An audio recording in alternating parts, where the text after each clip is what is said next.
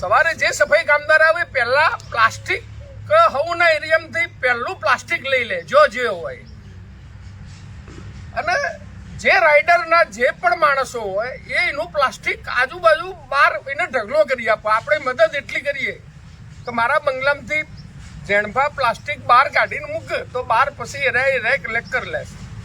તો પ્લાસ્ટિક મુક્ત પાર્ક આખો વર્ષ આપણે રાખવો છે અને એનું સાધન પણ આપણે લાવી દીધેલું.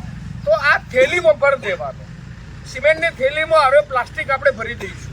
અમે પેલા પાર્કમાં આવનું મિશન ચલાવતા દર હાલાકે તૈયો પણ એક બે વખત આપણે ચલાવ્યું. તો પેલો પાર્ક નાનો હતો એટલે અમે સફાઈ કરી દેતા 26 જાન્યુઆરીના દિવસે. એટલે કે બાઉન્ડ્રી ઉપર હજી પણ 1000-2000 છોડ આવા નાના છોડો કે જે ઓછા પાણીએ આપણે એનું ઉત્પન્ન કરી શકીએ.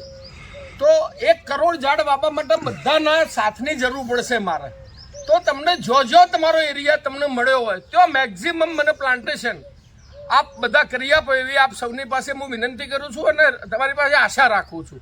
તો આ 1 કરોડનો પાર્ક ભલે 5 વર્ષ લાગે, 10 વર્ષ લાગે, 20 વર્ષ લાગે, દુનિયામાં આવો પાર્ક કોઈ બનશે નહીં, કોઈ બનાવી પણ નહીં શકતા. હું હશું કે નહીં હોઉં, પણ મારા પછી આવો ઓક્સિજન દુનિયાને એવો ઓક્સિજન લેવા આપવું પડશે. આપણે એ એમથી આ પાર્ક બનાવ્યો અને એમથી આપણે આ ઝાડ વાવી રહ્યા છીએ.